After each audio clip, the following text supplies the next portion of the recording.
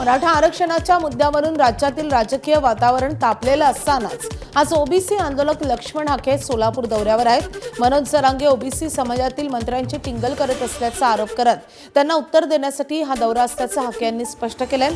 सकाळी 10 वाजता मोहोळमधून लक्ष्मण हाके रॅली काढणार असून त्यानंतर सोलापूरमध्ये ते पत्रकार परिषद घेतील।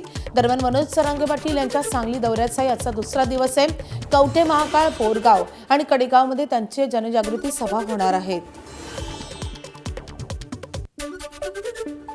अनेक मंत्र्यांची मुख्यमंत्र्यांची आयमाय काढली जात असताना एकही मंत्री बोलत नाही, पक्षाचा पदाधिकारी बोलत नाही।